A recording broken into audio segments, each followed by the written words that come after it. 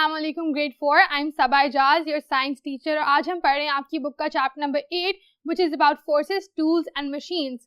We'll start with the different types of forces, so let's get to the board. Chapter number 8 about forces, tools and machines. We'll get to tools and machines later, लेकिन अभी के लिए हमारा focus होगा different types of forces. आप इस chapter को पढ़ने के बाद रियलाइज करोगे कि आपको पता तो था, आप अवेयर तो थे कि सारी फोर्सेस आपके इर्द गिर्द एग्जिस्ट करती हैं, लेकिन आप उनका नाम और उनका एग्जैक्ट फंक्शन नहीं जानते थे. बट इंशाल्लाह after learning this lesson you will be able to know कि अच्छा ये फोर्स जो है ये इसलिए इंपॉर्टेंट है. तो आए 8.1 से शुरू करते हैं, which is type of forces. पहली फोर्स जिसके बारे में हम आज पढ़ेंगे वो क्या है, वो है buoyancy. Force that allows a body to float in water. Buoyancy एक ऐसी फोर्स होती है जिसकी वजह से चीजें जो हैं वो पानी के ऊपर फ्लोट करती हैं. अगर आप खुद कभी किसी रिवर में स्विम कर रहे हो तो आप नोटिस करते हो कि आप फ्लोट कर पाते हो. अगर आप कोई ऑब्जेक्ट फेंकते हो किसी लेक में तो वो भी फ्लोट करता है. वो क्यों फ्लोट करता है? क्योंकि उसके ऊपर एक्ट करी होती है buoyancy, which is an upward force. An upward pressure why boats can float in water.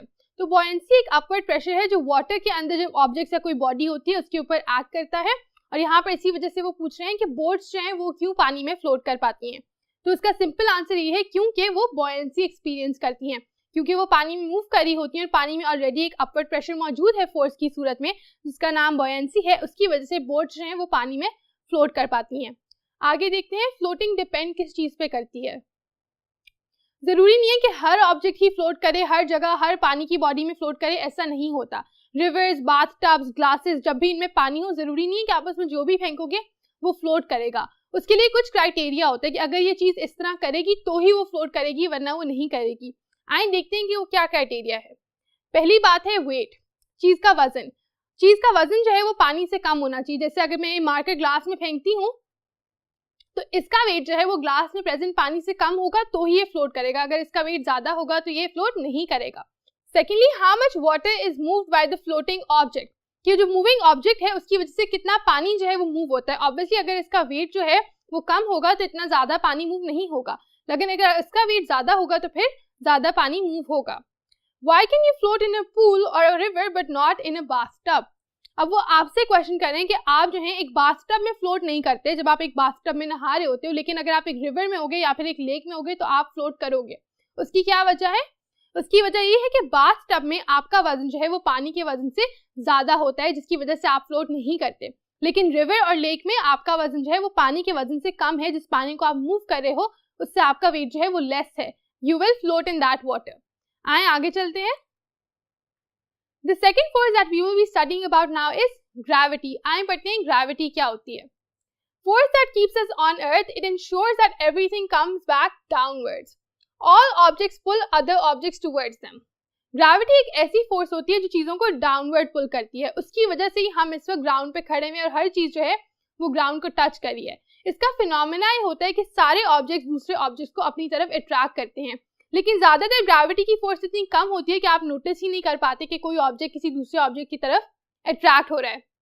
The larger the object the greater the gravitational pull. जितना बड़ा ऑब्जेक्ट होता है उतनी उसकी ग्रेविटेशनल पुल ज्यादा होती है. यानी ये मार्कर बहुत छोटा है तो ये अपने इर्द गिर्द वाले ऑब्जेक्ट्स को उतनी जोर से अपनी तरफ अट्रैक्ट नहीं करेगा जितना कोई बड़ी सी चेयर या बड़ा सा टेबल करेगा. इवन देन उनकी भी फोर्स जो कंपैरेटिवली है वो बहुत छोटी होती है, इस वजह से हमें नजर नहीं आती. लेकिन जितना छोटा ऑब्जेक्ट है उतनी ही उसकी ग्रेविटेशनल पुल कम हो जाएगी.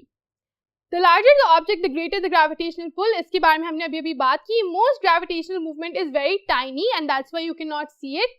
That's what I was just saying कि ज्यादातर ग्रेविटेशनल पुल जो होती है वो इतनी छोटी होती है, इतनी सिग्निफिकेंट होती है कि आप एक्सपीरियंस ही नहीं कर पाते, आप समझ ही नहीं पाते कि एक ऑब्जेक्ट दूसरे ऑब्जेक्ट को अपनी तरफ किस तरह अट्रैक्ट कर रहा है.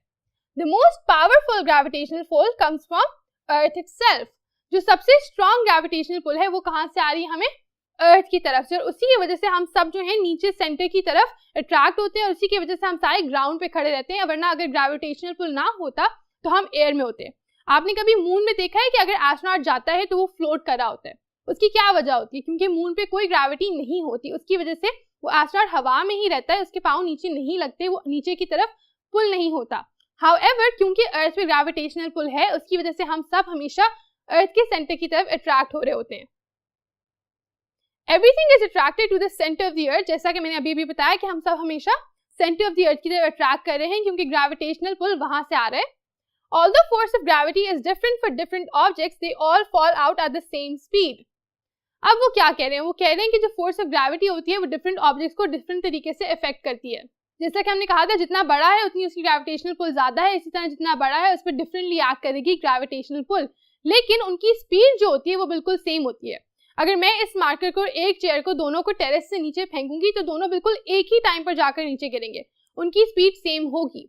हाउएवर ये स्पीड थोड़ी सी चेंज तब करती है जब क्या होता है, कोई और फोर्स जो है दखल अंदाजी करती है, यानी अगर फ्रिक्शन या एयर रेजिस्टेंस से पाला पड़ जाता है हमारे ऑब्जेक्ट्स का तो फिर उनकी स्पीड स्लो डाउन हो जाती है। अगर फ्रिक्शन या एयर रेजिस्टेंस नहीं होती तो फिर क्या होता है, फिर वो दोनों ऑब्जेक्ट्स बिल्कुल सेम स्पीड पे फॉल करते हैं डिस्पाइट द फैक्ट कि उनके ऊपर अलग अलग ग्रेविटेशनल फोर्स एक्ट करी है। एक दफा फिर से रिव्यू कर लेते हैं जो दो टाइप्स ऑफ फोर्सेस हमने पढ़ी हैं। पहली है buoyancy.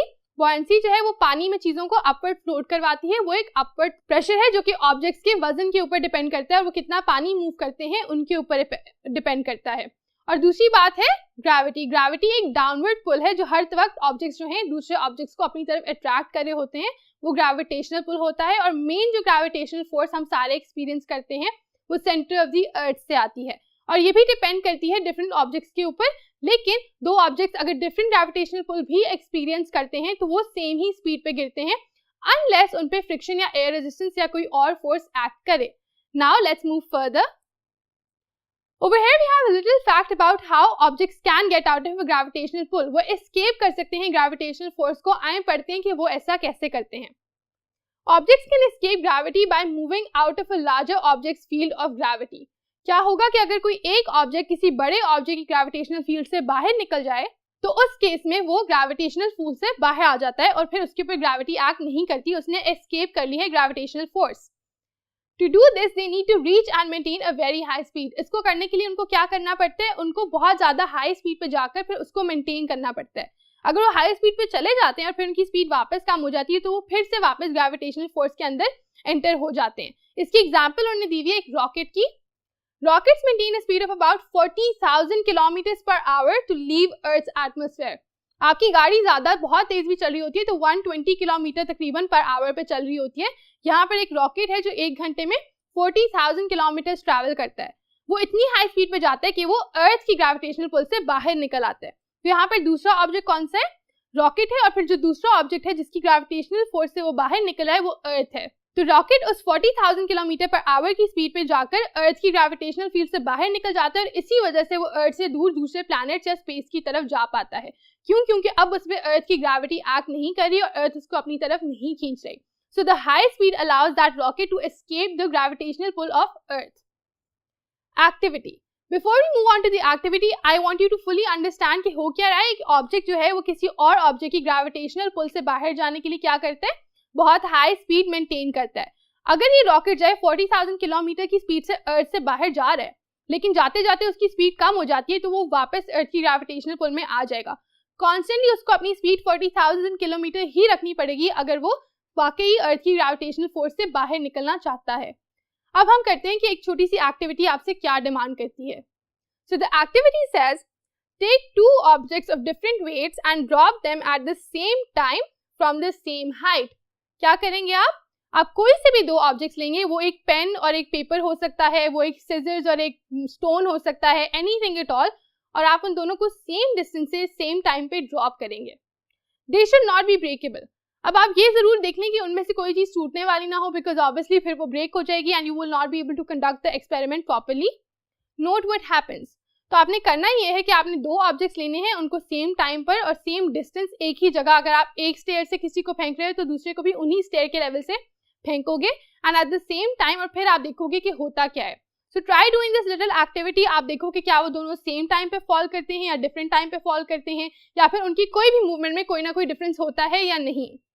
Before we end this lesson हम करने वाले हैं आपके इन योर नोटबुक के 1-2 question. So let's go ahead for that.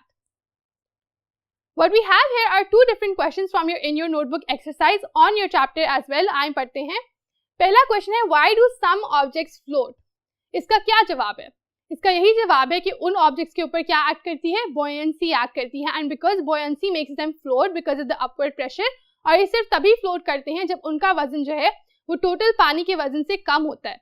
अगर ज्यादा होगा तो वो फ्लोट नहीं करेंगे। तो आप सिंपली जो हमने शुरू में बात की थी buoyancy की, उसको फिर से विजिट करें और उससे अंडरस्टैंड करें और फिर इस आंसर को अपने अल्फाज में लिखें कि buoyancy की वजह से ही ऑब्जेक्ट्स जो हैं वो फ्लोट कर पाते हैं। क्वेश्चन नंबर 2 देखते हैं, what is gravity, what effect does it have on an object. तो अब वो आपसे पूछेंगे कि ग्रेविटी क्या होती है और उसका किसी ऑब्जेक्ट के ऊपर क्या असर होता है।